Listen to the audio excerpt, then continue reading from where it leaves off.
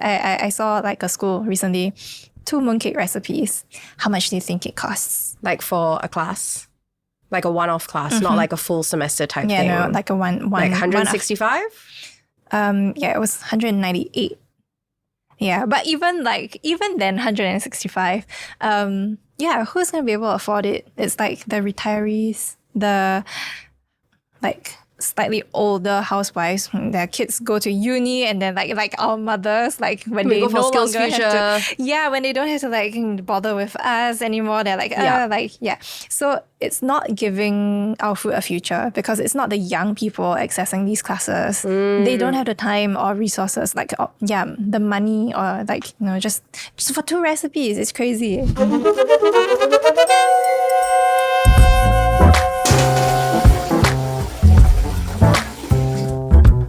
Welcome to this episode of the Clean Your Toilet podcast. I'm Yeo Min. I'm a pastry chef, cookbook author, and the co-founder of the Museum of Food. And with me is Barbara. Hi, my name is Barbara Latimer. I am an MC, a TV presenter, a little bit of everything. Let's put it that way. But you'll get to know me more as we go along for sure. Tell me a little bit more about yourself. I love this topic. I love food. Okay. I didn't bring any food with me today. I usually have food with me. It's okay, next time. It's the beginning of a beautiful relationship, girl. Yes. We've already got the matching outfits down, so.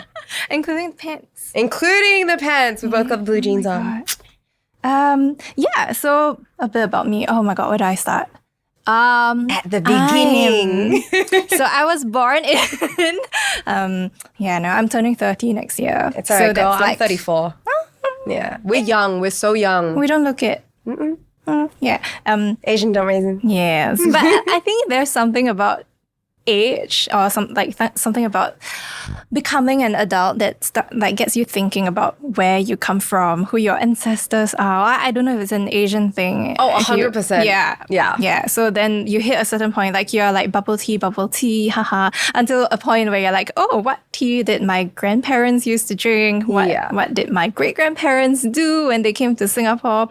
And so like that got me thinking. So a lot of it started when I was away from home. Mm-hmm. Yeah, because when you like I studied in London. Was this for uni? Yes. What made you choose London?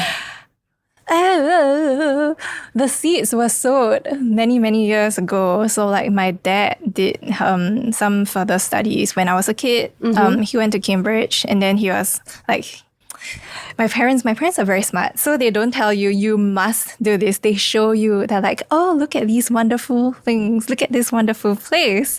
Wouldn't it be so nice if you were to like study here when you grow up? And we were all like, yes, we want to do it. Yeah, so it's like minor brainwashing. So I was there, and then I started to think about my heritage a bit more. I felt a bit attacked when people were like, oh, I'm not gonna eat like the pandan cake you brought because like it's green and I don't trust like green colored desserts. And I'm like, what's your problem? My partner was like that also. Yeah, he always used to tell me this thing like when we dated, because I went to Melbourne for uni. Right. So I missed local food, right? And then I think I had my first birthday. It was my 22nd birthday. I was away from home. It was my first birthday, like not being around family. I was very sad. He was like, let's go eat whatever you want, okay? And I was like, I want to go to, what's it called? Killarney Kopitiam. Oh. Right? Because they have that in Melbourne. Yes. And I was like, oh, you have to try kaya. Like you have to. It's a core childhood memory, right? And me not realizing that Kaya is like 90% eggs and he is allergic to eggs. Oh. Yeah. Luckily, because of how suspicious he is of food. Different foods and things that he hasn't grown up with, he only took a very small bite. So he was fine. But then I went back to my dorm, and my friend at the time was like, oh, happy birthday. So what do you do? And then I told her where we went. She's like, wait, isn't James allergic to eggs?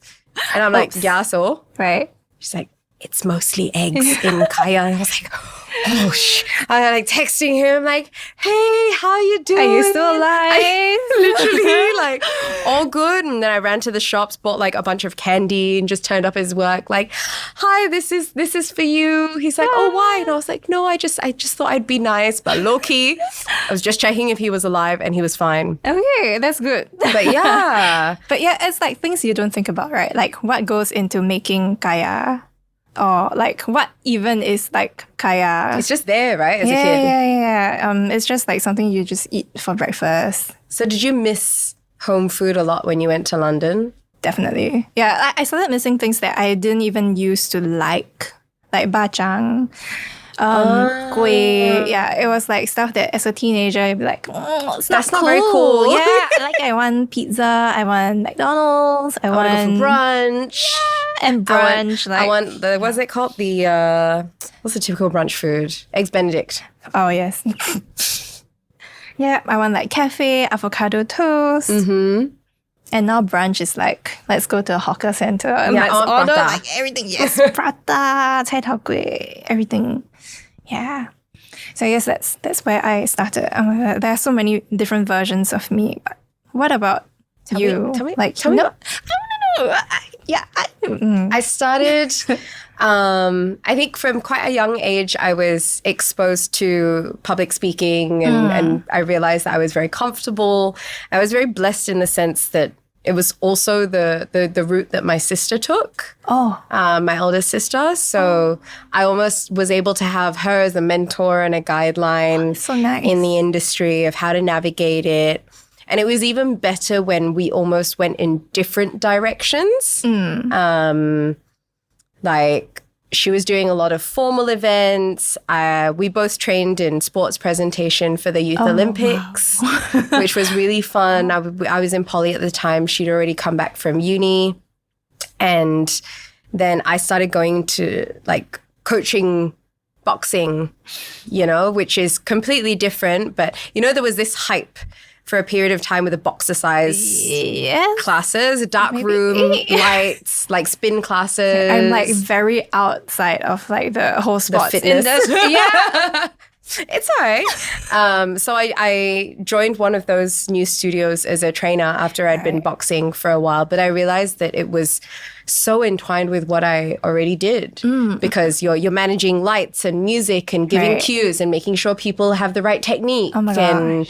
And, they're doing two different exercises at the same time. Half the class is on the bags, half of the class is doing weights.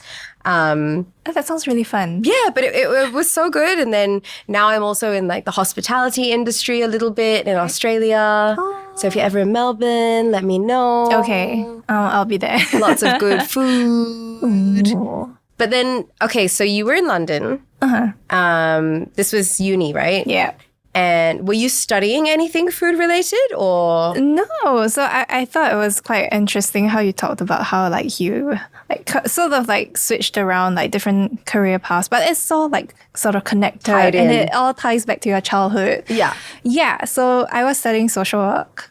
Ooh, I love that. But I think that's where like I started to think about my culture as well. Okay. Yeah. Not just because like not just because I was away from home, but because like in social work, you do a lot of like self-awareness kind of stuff. Yeah. Yeah, you start to think about your own culture and your own baseline because then like I cannot be judging someone of a different culture for their practices. Yes. Yeah. So like as an Asian person, as a child from the 1990s, it's like normal to be caned by your mother.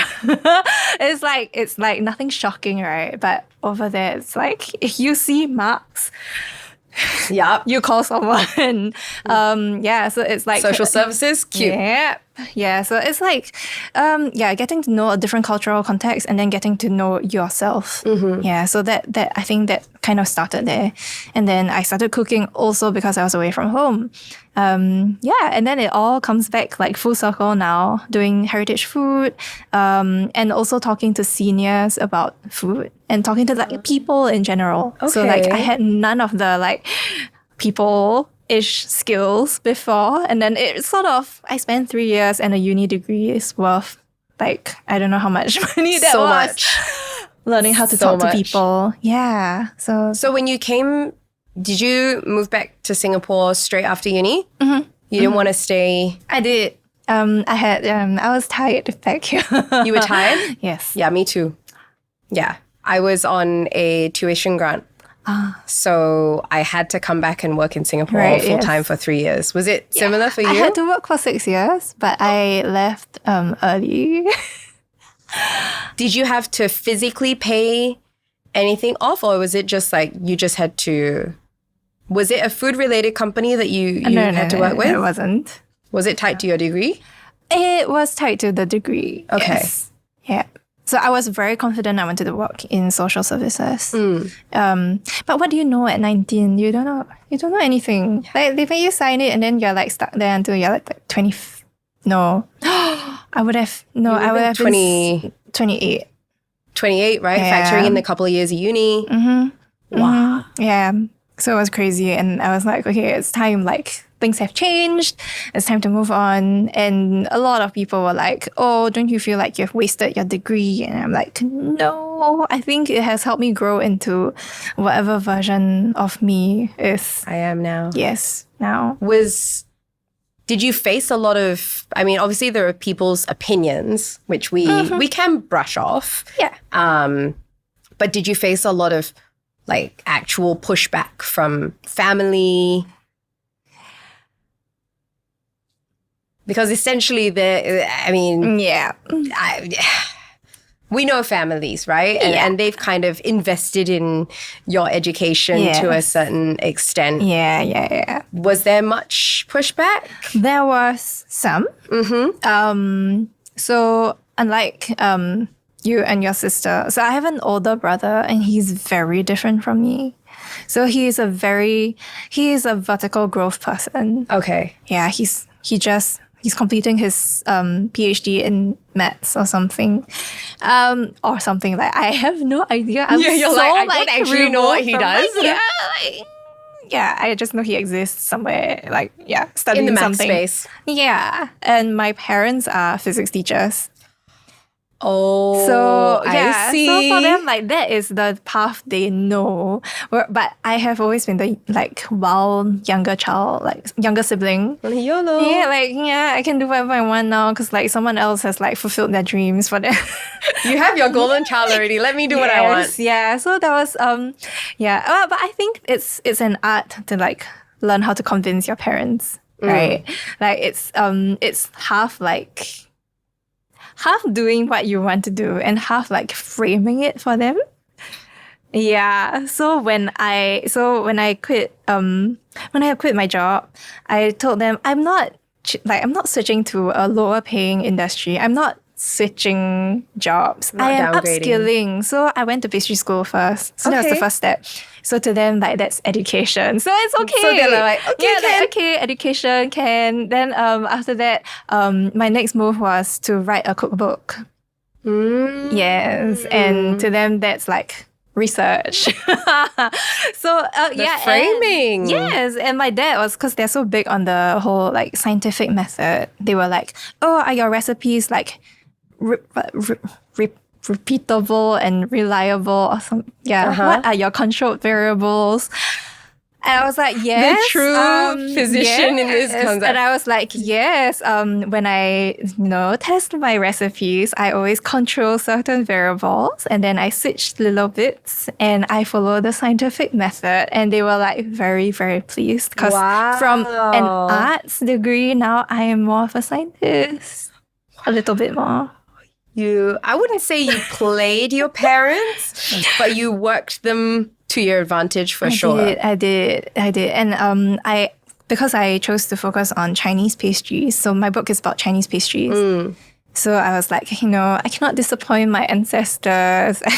And they were like, I have a filial child. Yes. This is great. Yes. My child knows culture. Yes. I am proud. That's very interesting because I don't see it as playing your parents at all. You just spoke their language. Yeah. That's, right? To help them understand. And I think a lot of our generation has, and even the younger generation struggles with communicating to their parents, like, this is what I want to do. Yeah. And I guess, like you said, when we're nowadays, kids at 18, 19 years old, they're like, I want to do this and I want to do that. But what do you know at that age? But when parents say, what do you know at this age? They're just going to take it as pushback. Yeah. I mean, I did, at 17, I was like, I don't want to go to uni. I wanted to be a musician. Fair? Yeah. So, yes, fair. Fair. But it's all about experimenting, right? And I think it takes us a long time to rediscover ourselves. Yeah. And I think, I feel like with, okay, how do I put this?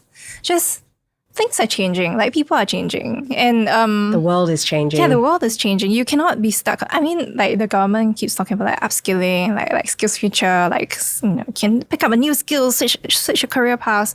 But I still see a lot of teenagers that they think they already know what they're good at, and this is what they're gonna do for life. And I think it's kind of worrying, or like I feel sad for them. I always tell them, girl, like, I started cooking at like in my 20s, so like, and I'm a pastry chef now, so can you please like chill.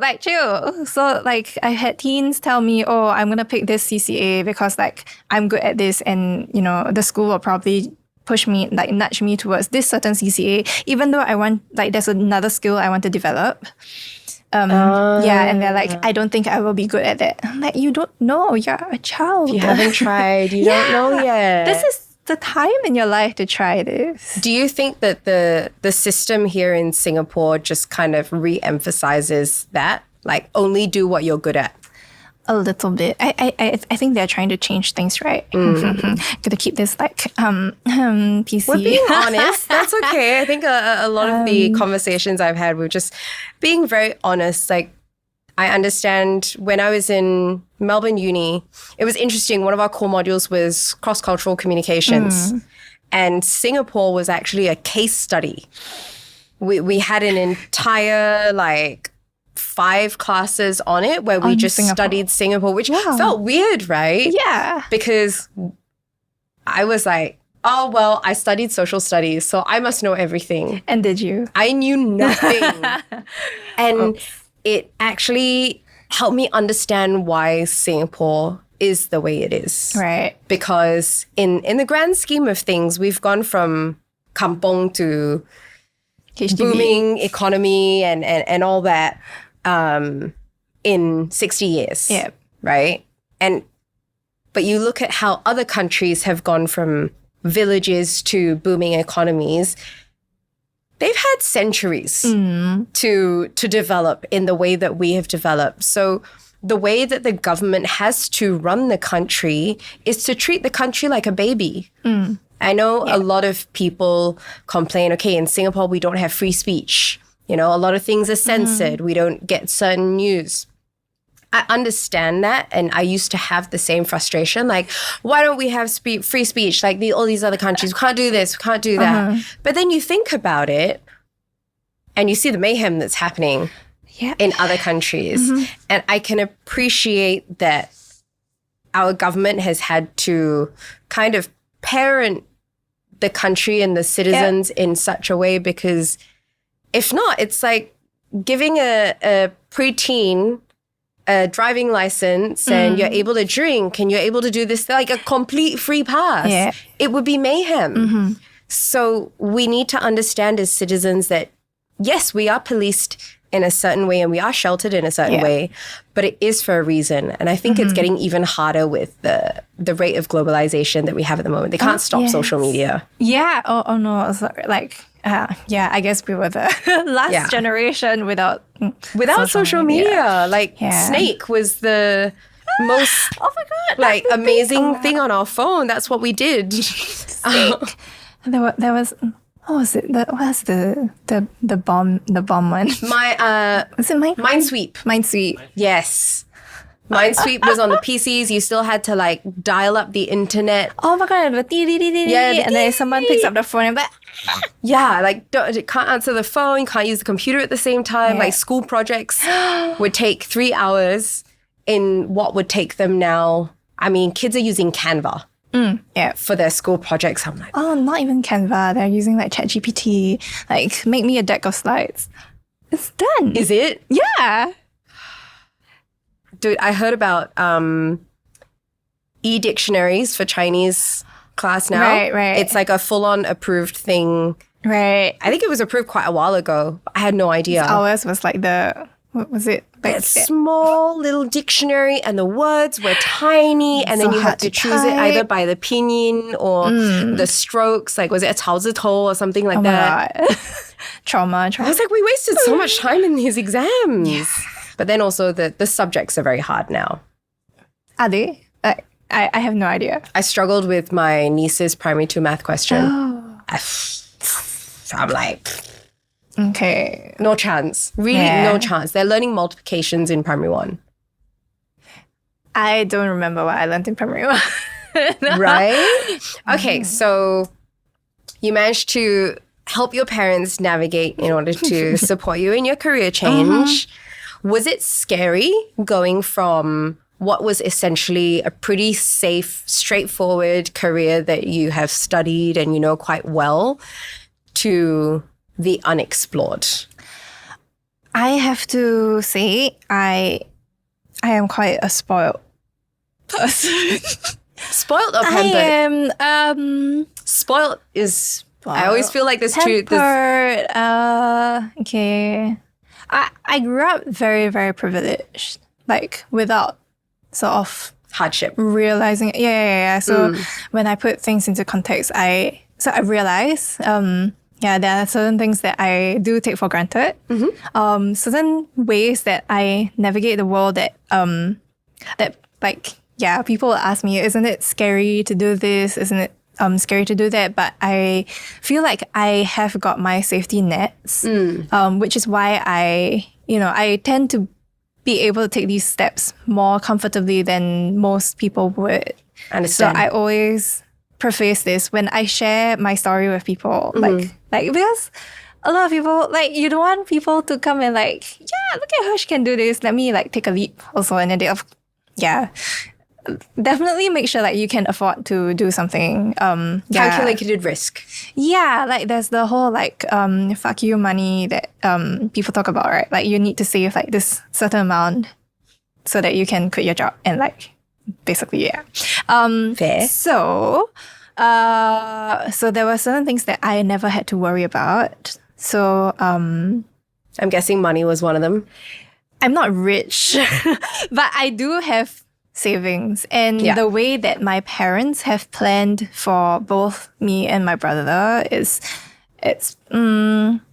amazing. So like they had that foresight. They don't do investments. They really just like hard up, like save money all this while. The old school way. Yeah, the old school way. It's like that's their way of planning for the two of us.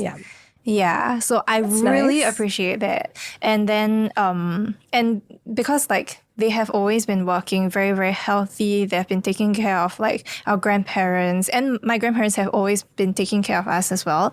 They've been very healthy. They were the ones that did the school drops, school runs, when we were kids, taking care of our meals. So we never had to worry about food.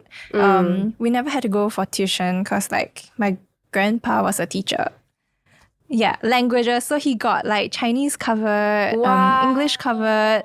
My grammar is like quite good because he would drill us every day after school. Like I had to fake a fever once to get out of You did it. Yes, I did it.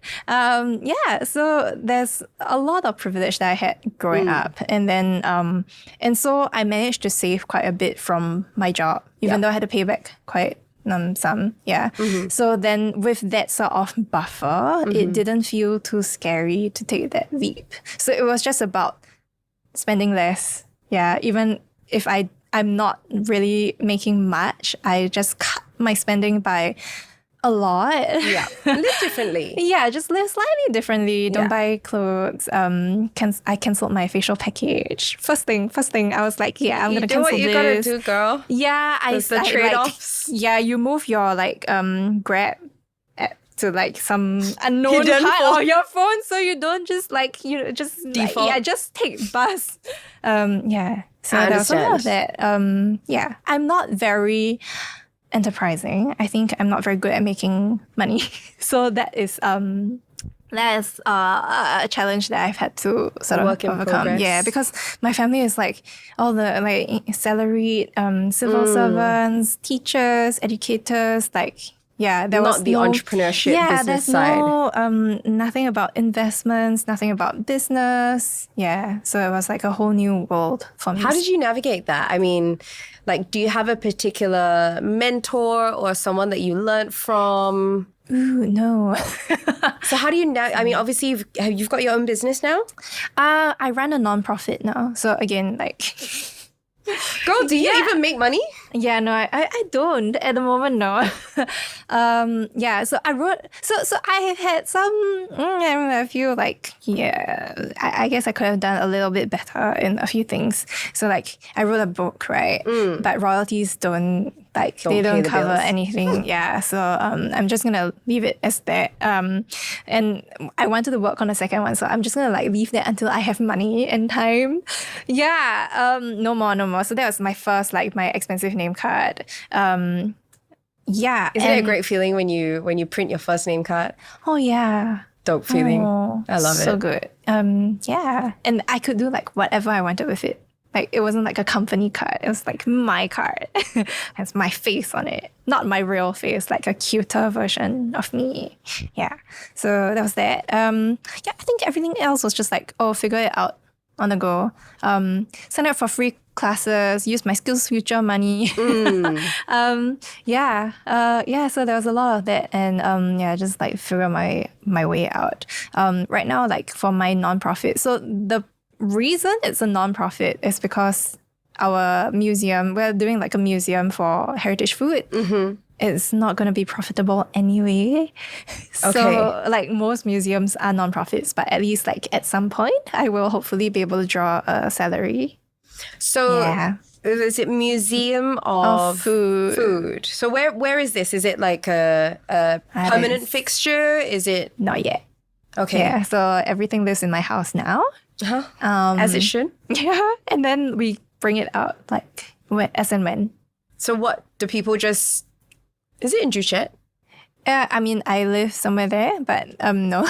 Oh, okay. Because I thought I saw one of the shop houses the other day that had not Museum of Food, but maybe something else. Yeah, There. I'm not sure. We'll chat about this later. Peranakan Museum, like there's a Peranakan mansion. Maybe it was the something. Panaranakan one. Yeah. Okay. So that's it. So what does? I mean, I have to ask on the financial side of things, right? Like how do you make your money? Because you've clearly pursued passion over finances. We've already established that, you know, you've grown up not extremely privileged, but also not for wanting yeah. more. Yeah. So how do you survive? How do you cope with this economy? Because like Singapore, as cheap as it can be, it's also very, very expensive. Yeah. It is. So I still make like a bit of like a base income. A little bit from like royalties, a bit from I used to write music. I sometimes do a bit of like music projects as well. Nice. So so there's royalties from that. It's not a lot. And then I still sell cakes sometimes, like custom cakes. Yeah, so I was doing that. But I feel like, you know, I want to do more Chinese pastries, but Chinese pastries they don't make a lot. Yeah. Well, yeah, because I mean, what is your spin on the Chinese pastries? Like, are they expensive? If people would buy like, Oh my God. because like our OG cultural stuff is like all the stuff that we can get at the hawker centers and things like that. Like they're cheap, right? Yes. Yes. So I have a whole other rant on this. Girl, bring it. I'm here for it. Okay, so like there's this tau sa pia shop that I follow on Facebook a few years back. They increased their price from 120 to 130 for one piece. Okay. And I have the receipts. I have screenshots, 80 comments, Facebook. I'm like, it's no longer nice. How can you increase the price? I will never support this shop ever again. Yeah, it's mean. It's bad. People went hard for 10 cents. Yeah. And at the same time, you had news of like a certain like French pastry shop opening in Singapore, and then the croissants are going for like $11, which is crazy. So there's like that disparity. So people see like croissant videos all the time. They're like, I know this is hard to make. I know I can't make this at home. And so they are like, I'm going to pay for this. But they don't see how Chinese pastries or traditional kuehs are made. Can you make tau sa pia at home? Yeah, Probably not, right? You can, but when you do, you realize it's so much work that you would not want For to. sure. You would pay for that. Yeah. Yeah. So there's a bit of that. And then if people are not willing to pay, then how are businesses going to cover their costs? How are they going to get manpower? How are they going to continue with the traditional processes? So there's that. Then, then it's a cycle, right? So people are not willing to pay, so you can't increase your prices, so you have to cut your costs somewhere, and then people start complaining about the quality, and then it's a vicious cycle. So how do you navigate that?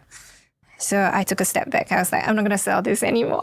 I'm going to dive into heritage food education. Was that a difficult decision to make? Because heritage, like these local traditional desserts, was essentially your passion. That's what drove you into the space, right? Yeah. Was it hard to have to almost let go of that founding baby? No. So I still hold on to that piece now. I am a hoarder. So it was like so right now with the Museum of Food, I am the Chinese pastry person. And then if we need like some other expert, Malay food, we have a friend that I always call. And then there's another chef that we work with. She like cooks like traditional like zi cha style stuff. So so I still hold on to that little hat of mine. Okay. And it's about educating people, sharing that heritage food knowledge so that people are like, I know how this is made. I know how much work goes into it, and I'm going to support local. Yeah. And How has we all know that there is different aspects of supporting local. And I think it's given me an even better vision of it now that I moved overseas. Right. Because you do have local, which is like yours, like the traditional OG local type stuff. And then you've got supporting locals where you have brands that, support local. Eggs Benedict. But it's like, okay, you're a local owner and you might have some local flavors in there, but it's not traditional practices or traditional ways, and there's still like a 90% markup, whether it's food, whether it's retail. Yeah. And I feel like it's just catering again to that expat crowd, which there are a lot of, and it's a form of tourism attraction. Yeah. But how do you navigate, like how did you start to, or how are you figuring out how to grow this space? How old is Museum of Food? We're one.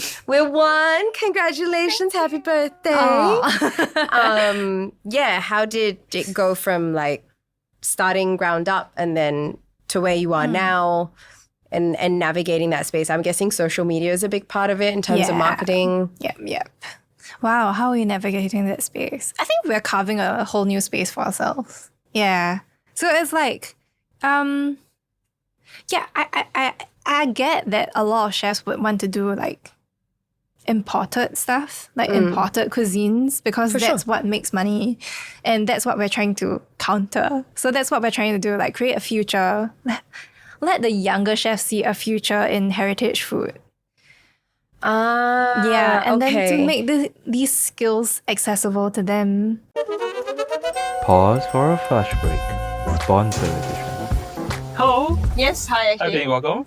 We are in a new location now. Yes, exciting. Yeah, so Feels like the weekend. I think yes, correct. So I think moving forward, right, we will have this mix of sometimes do the studio, sometimes we'll do some location shoots. Yes, They'll be correct. more fun for us as well. Yes, correct. Correct. So we have the last two sponsors to talk about, and I feel that they are pretty unique and interesting, like businesses. Oh, exciting. Yeah, so I think we both had some opportunity to get to know them. Yes, Get to talk correct. to them. Yes, and I think it's interesting because both sponsors have actually trained overseas to Correct. learn their craft and bring back to Singapore, Yes. started their own businesses. Yes. And the interesting thing is that their family is also part of it. Correct, right? So they both have they both have the element of like they are trying to forge their own path, and it's definitely fueled by their passion, right? They're using their passion to make things work and all that. So we're very like actually excited to share like what they are because they are the stories are wonderful. Cool.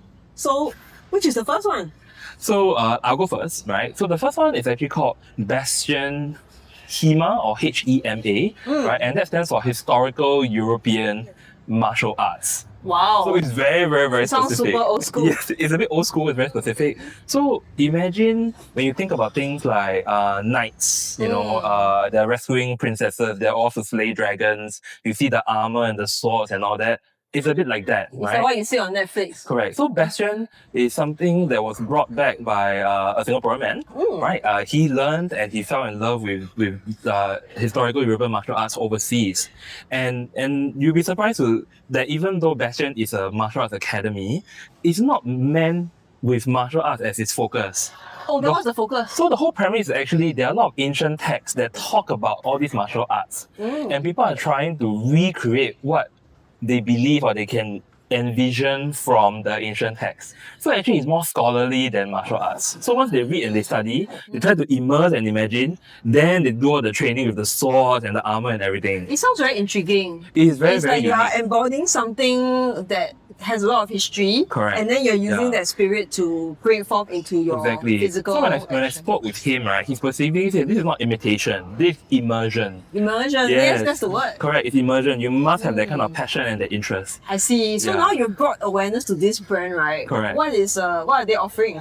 So they're actually very, very kind. They're offering 50% off their Wow. entry classes. So you can go to their website and then you can sign up for there's a schedule and you can sign up for a trial class, and that's where you learn the basics and you learn the all the beginner stuff, right? Of what all this is all about. And all you have to do is code CYT Podcast 2025. Right? Yeah. So definitely go and check them out. And just experience this very unique thing. It's very, very different, and he's definitely using his passion to drive this business. Yeah, I mean, whatever you're sharing is already helping to jog my memory around, like, you know, the experience of being, like, practicing ancient martial arts, right? And how we would feel and look in them. Correct. Now back to the rest of the episode. So during my pastry diploma, so I did my pastry diploma locally because I just quit my job, no money. There's Skills Future funding to use here. There's like a lot of Try everything. Yeah, so I did my I studied locally, and it was like 95% of the curriculum was like French.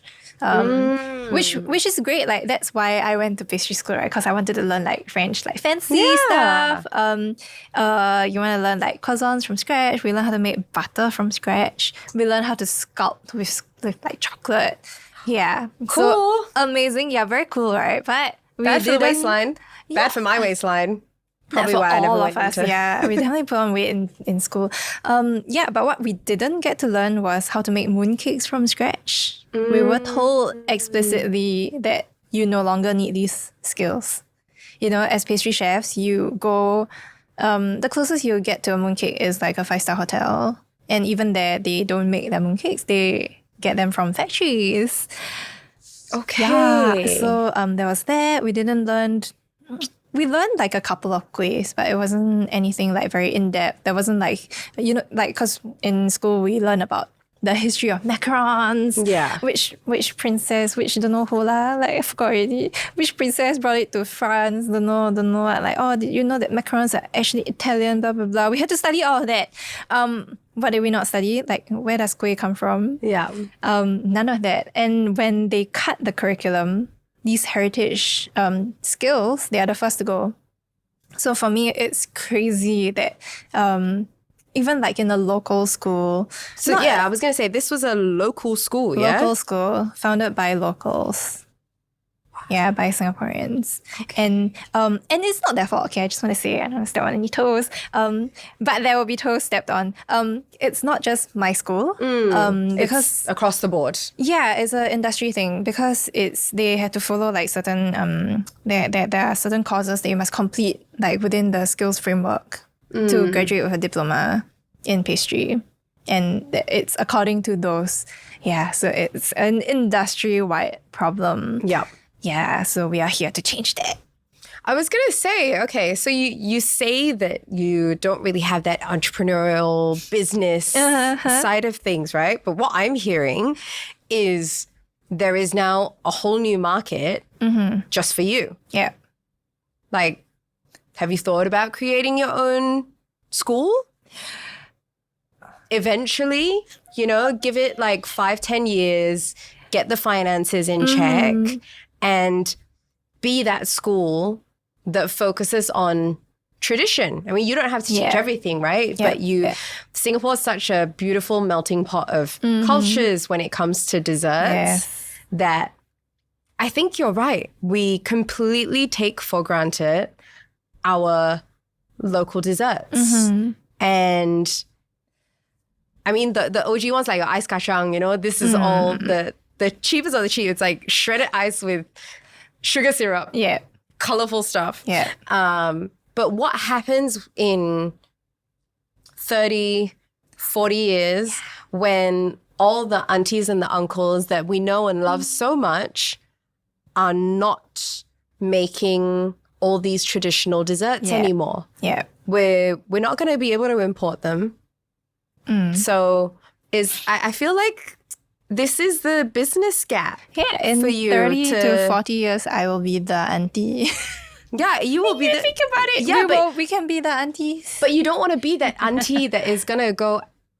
Like, it's still charging $1 for your kueh. Yeah. Do you not want to be the business owner who now, yes, maybe our local desserts are still cheap, but you have now taught an entire generation how to properly make, on a good budget, traditional desserts where the craft has not been lost. And we might still be facing the whole issue of, local desserts are cheaper than imported stuff. And things like that, right? But maybe there is a way that over time, I mean, inflation's not going anywhere. Yeah. Deflation is not happening like ever. So local desserts will continue to increase in price because the cost of living is expensive.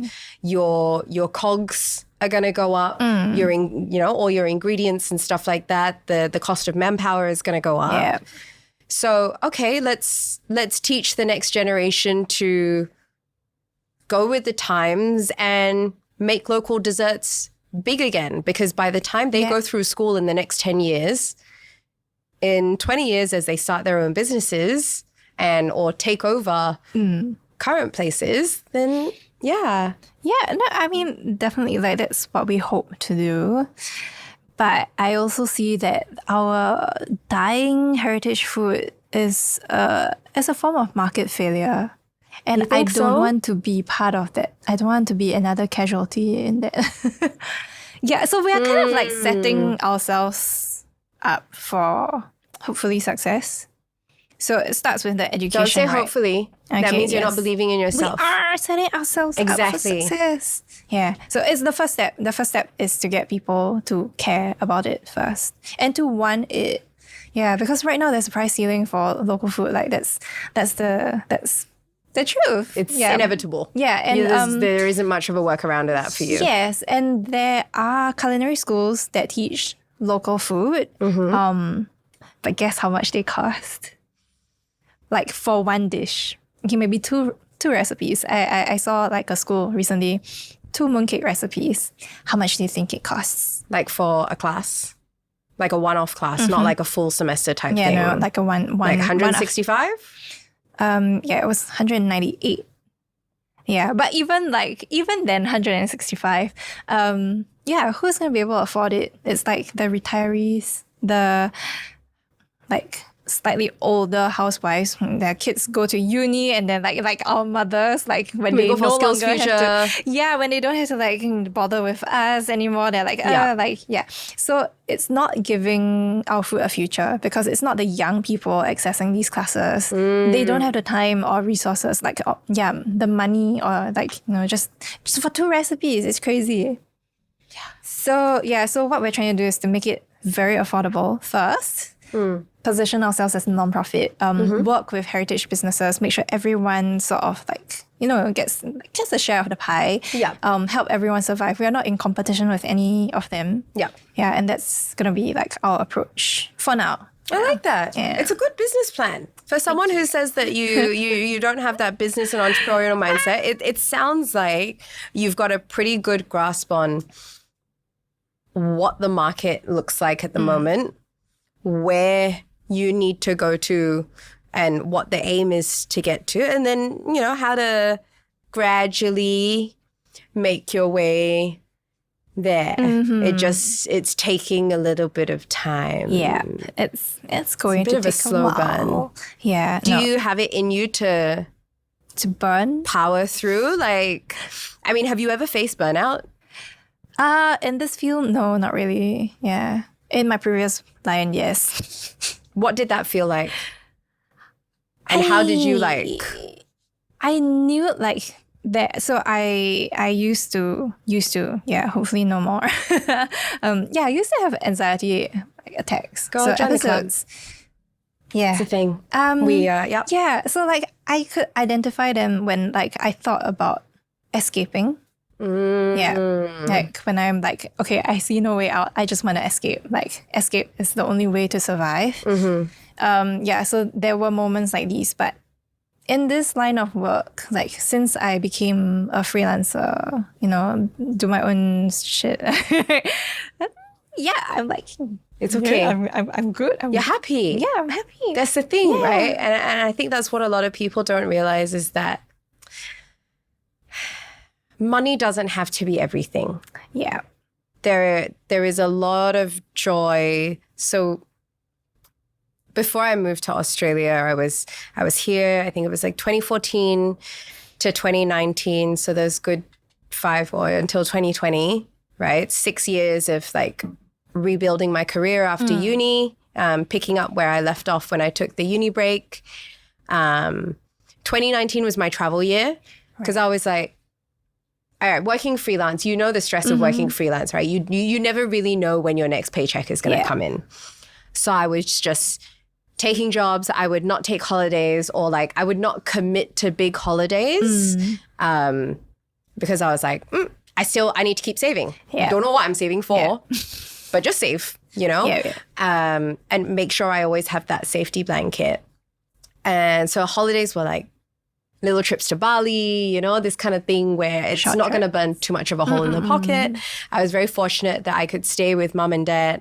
Back in the day when I was like 18, they had told me that, if you're 25 and you're not married, I'm going to kick you out of the house.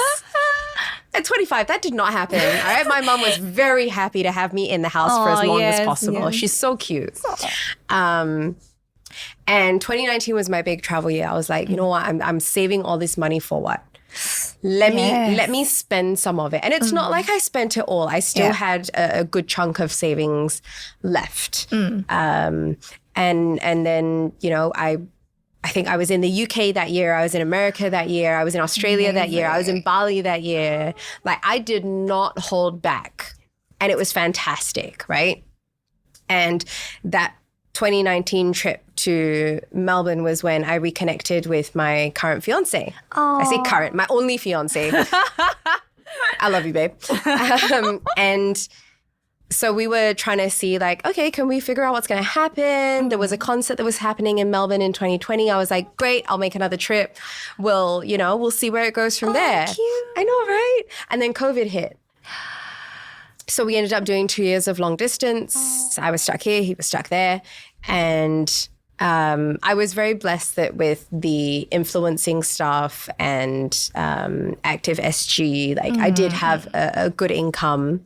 And, you know, I built back my savings account, and then I moved for love. You know, I moved to Melbourne to be with the man of my dreams, which is great. But of course, no one tells you how expensive it is to move country as an adult. Yes. Right? And how scary it is. It was very scary. Like, I knew I was doing it for the right reason. I have not, there hasn't been a single day when I've regretted or felt like the sacrifice I've made has outweighed the benefit that I get. This has always been a solid decision. Nice. A calculated decision. I'm very blessed that I got to move country because of someone and not just because I was like, hey, YOLO, I want to move country. Yeah. Like, that's a lot scarier, I feel, making that kind of risk because you don't have a fallback plan. My man is, you know, he's my plan. Solid. You know, he's always going to have my back. You know, my mom did say, like, anything ever happens, you can always come home. Oh, but you always like, have a home. Parents approved, right? Like they. Oh yeah. Stamp. It was difficult to navigate that as well because by the end of 2020, I'd made the decision to move. It was just a matter of when was the visa going to come through, Right. Because the borders were closed. So end of 2020, James and I were solid, and I had the chat with my parents. I was like, look, you guys know him from back in the day. He even came for my sister's wedding in 2014. So it's not like I was moving country for a stranger, right? They knew him. You know, we would chat on the phone multiple times a week. Mum would jump into bed with me and the three of us would be having a conversation. It wasn't a stranger by any means, but having the conversation to tell them that I wanted to move country for a man was difficult, right? And I was expecting a big reaction, and it wasn't that. My mum went very quiet, and then she started tearing up. And then I tried to keep engaging in conversation, and she was like, I just need time. I just need time. And that was heartbreaking. So I'm like, I could deal if you were like, why you want to do this? Da, da, da, da. And I can sit there and justify. But I think because deep down they knew, they probably sensed it coming, but the reality of, you know, I'm the youngest child, you know, baby's gonna not just leave the nest, but she's leaving. Are we gonna see her once a year? Are we gonna see her 4 times a year? That unknown, I think, was really hard for all of us. And especially after I moved, I was also very attached. So I come back quite often. Yeah. It's great. It is great. And again, I have the privilege, similar to you, right? Like I have the privilege of that backing. Yes. The weddings are very expensive. Come back. Like, yeah. That I know goodness. now. I'm Yes. like, can we just elope? But no, we are not eloping. But that, I think I was very blessed in the sense that James constantly reminds me, I understand what you've sacrificed to be here with me. And having that mutual respect within a partnership is so important. Just constantly having a level of empathy and understanding, or trying to put yourself in their shoes. He knows what I've given up. He knows what I still try and chase with, you know, my work here, and how difficult it is to move country in your 30s. Like, I don't have friends. Yeah, like it's not like uni. It's not It's where so you not make like friends uni. in school. Yeah. And a lot of people felt that I downgraded because I wasn't doing the same work in Oz that I'm doing here. Okay. I'm not getting paid the same money. Right. I'm working in a bar, you know? I'm a restaurant host. I learned how to bartend. I could not tell the difference between Scotch and bourbon. Before I don't know these things. Right? And everyone was very shocked. And then it took me a while to be like, I don't care about your opinion. Yeah. You know, because again, I'm still extremely comfortable with my decision. I'm very happy with my decision and where it's taken me. And at that point, I didn't know where it was going to lead me to. I still don't. Right. I don't know what the future holds. But I've almost learnt to let go of that anxiety. I love it. Yeah, because the anxiety was real. Working in Singapore in such a high stress environment, it's very easy to get caught up in the rat race, even when you're working freelance and you have the freedom and you're making money. And but knowing that I am very at peace with my decision and what I have decided to do with my life makes a huge difference that kids don't quite understand now. Yeah. And I think one of the questions I ask myself is, how can we encourage the younger generation to understand that you don't have to be set in stone now? Yeah. Yeah, which is like what we were talking about earlier. Like, things will change. Yes. You can do a career switch at 35, Yeah. at 30, at 40. And there is no, I feel like the way Singapore kind of frames different career paths is like what you're saying, like certain paths just feel like a downgrade. Like, so like for me as well, right? Like going from a paid job, like stable. You must have a degree to be a social worker kind of position to like a diploma, like pastry. Yeah. It's creepy. Not creepy. Creepy is not the right word, but it is scary because It's crazy. I've considered, I'm looking into getting my celebrant's license so that I can be a wedding celebrant. I've considered taking project management courses, wedding planner. Like I've applied for wedding planner jobs. Then you can plan your own. Yeah, we have a wedding planner that comes with the venue, which is great. The job seems so fun. Yeah, and then I was looking into potentially doing early childhood, which is, as a kid, I wanted to be a teacher. But then the Singapore education system robbed me of that dream because teachers look so stressed. Oh, yeah. Right? It doesn't look fun. That's true. And I think it's taken me a while to realize, like, okay, I haven't done any of these courses in the 4 years that I've been in Melbourne. I've been, working part-time. I do some freelance gigs over there, like modeling shoots or like internal presenting stuff. And I come back for work and I still get to do a lot of things I enjoy. I support my partner in his business. The scope of my day-to-day is just so different now. Right. But I could take a course in 2 years if I wanted to. And that's okay. I think it's taken me a while to be like, I don't have to get my shit together right now. Yeah. It's Definitely. okay to like take my time with it and be at peace with that. I don't know where I came across this. Some reel, while doom scrolling, someone was saying, I do that a bit too much. Even at 40, you might have another 40 years to live until you're 80, right? So at 40, you're just a 40-year-old baby. Yeah, you're only halfway. Yeah, we're not halfway. Yeah. We're like no, 40, not yet there. Not yet there.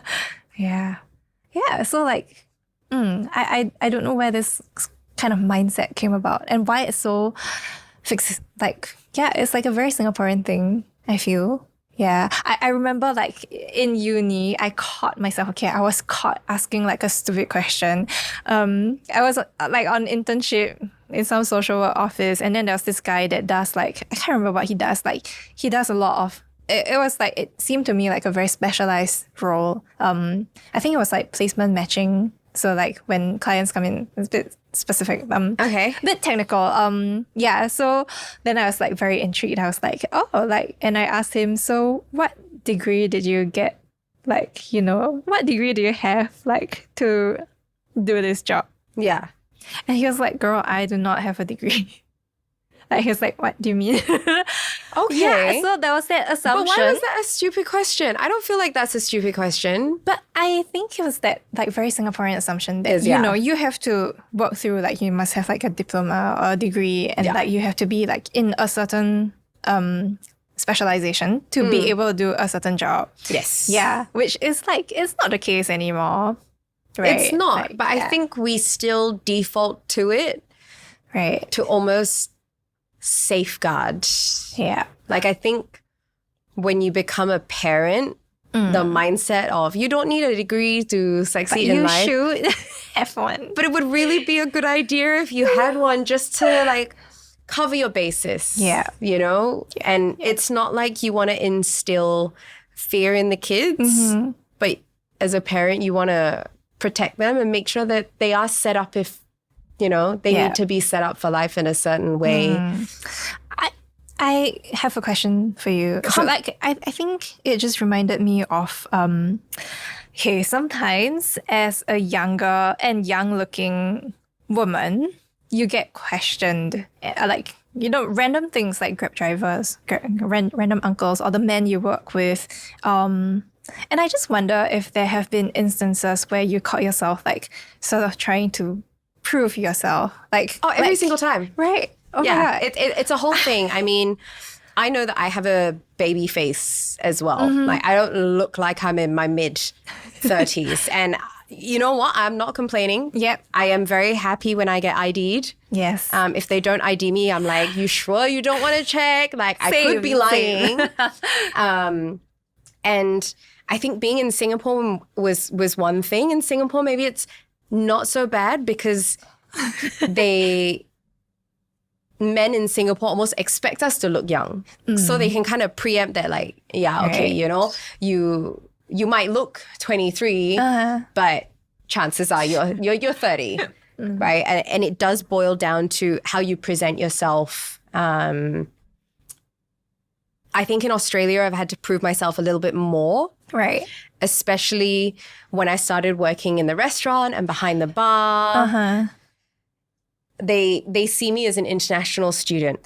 Right. Everyone, because it's so common and in the hospo industry to hire international students. And all of the other staff that I was hiring were 19 years old, 20 years old. And you know what? I fit right in. Yep. Like, we all look like we were the same age, but because I also used the working in hospo as a way of networking. So I got some job offers, not in industries that I wanted to pursue, so it never came to anything. I remember because my partner and I, we have an alcohol business, so we went to a expo where F&B and tech and logistics, they display you know, an expo mainly for hotels, like different info systems and things like that. And there was one company that was supplying, was it showers or something like that? Like shower for hotels and different kind of, I was like, why would hotel you need things. like showers in the restaurant in case I'm Shower not hotels, things that relate to hotels. Right. And they, just because of how I was at our booth, on the spot, they offered me a job to work for them. Oh, wow. I was like, ooh, and it was a massive confidence booster. And I couldn't accept the job anyway because that would require me moving to Sydney. And I was like, I did not move to Melbourne just to move to Sydney and not be with my man. But thank you very much. So yeah, I do find myself trying to prove my age a little bit. Yeah. And I think one of the hacks I've learned is to mention my age. I very subtly will mention it. I think in quite a few of the episodes that I've been hosting for this podcast, within the first 10, 15 minutes, I've thrown in mid-30s. And, you know, now I'm in my 30s.